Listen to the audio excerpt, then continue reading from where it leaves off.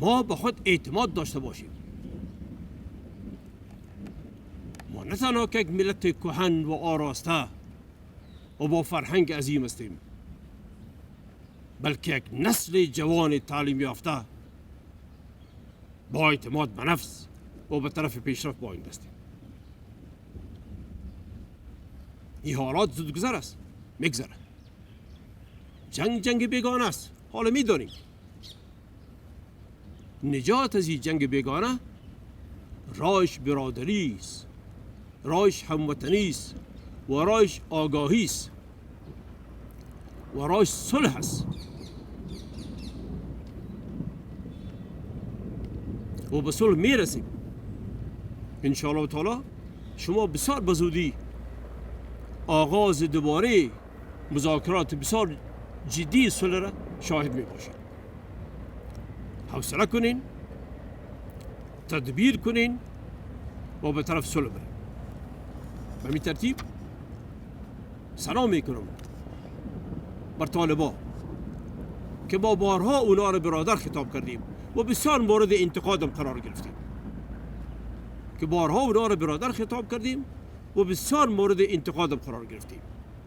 که این کشورتان است.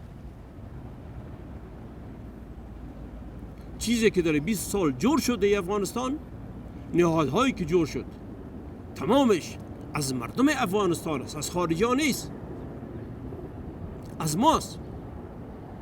سرک و پل و پرچک و نهادها را خراب نکنید. و سلام میکنم بر حکومت افغانستان که فرصت ها و مواقعی را که بر صلح میسر میشه ضایع نکو.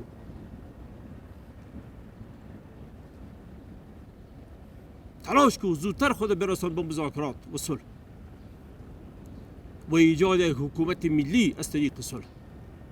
به هر دو جانب افغانی خود میگم که صاحب این خاک هستین، با هم بشینین، صلح کنین و کشور از این حالت آزاد کنین. کشوری که همه چیز داره، جوان داره میبریم، تعلیم یافته داره میبریم و او جوانایی که امریکا و غرب برایشان میگه که اگر چون با ما بودین و خدمت کردین آل اگر میرین برین، ما برایشان میگیم که نرین، نکنین قبول پیشنهاد اونا را. اونا از انرژی و تعلیم شما در خاک خود استفاده میکنن. شما با خاک خود ببانین و خدمت کنین. شما جرم نکردین که اونا شما را میبرن. شما جوانای خاک هستین، فرزندای خاک هستین، بمانین در خاکتان و خدمت کنین و آباد کنین. امریکایی که امروز آباد است و قدرتمند جهان است، به بازوی جوانان 100 سال پیش خود است. روسیه که امروز بر قدرت است، به ترتیب چین که امروز بزرگترین قدرت جهان شده، به بازوی جوانای خود است که کوشش کردن. هند به ترتیب هر کشور دیگه جهان. نو پر خپل خاور اعتماد وکړي، هر شی لرو او سوله به ژر راځي، جمهوریت به پاتې وي. پر ښځو غږ کوم د افغانستان چې حقوق به مو جاویدان په دې خاوره کې وي او لا به ډېر وي، تعلیم به مو ډېر وي، په دفترو کې به کار کوئ، په ادارات کې به کار کوئ، ډاکټران به یاست، انجینران به یاست او د دې خاورې خاوندان به یاست. او خدای دې هغه ورځ راولي چې د افغانستان یوه میرمن د نن یوه پیغله نجلۍ د دې خاورې د سبا رئیس جمهور وي، او دا به کوو. زما هدف تاکید و چې د سولې پر ګړندیتوب، د دې پروسې پر ګړندیتوب تاکید وسي، عجله وسي، تر څو چې ژر ورسېږو. او د امریکې په باب او د دوی د کیسې وکړه، ما ډېرې خبرې پکې کړي دي، څو شپې د مخکې هم.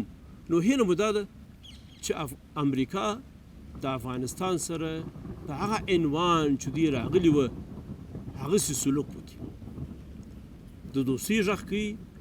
د امریکې او د افغانستان دوستي به صرف هلته کېږي چې د دواړو چې په افغانستان کې سوله وي او عزت د ژوندانه وي او حاکمیت ملي وي. نو به موږ د امریکې سره ښه دوستان اوسو. پژواک خبري اژانس د پیښو رښتینې هنداره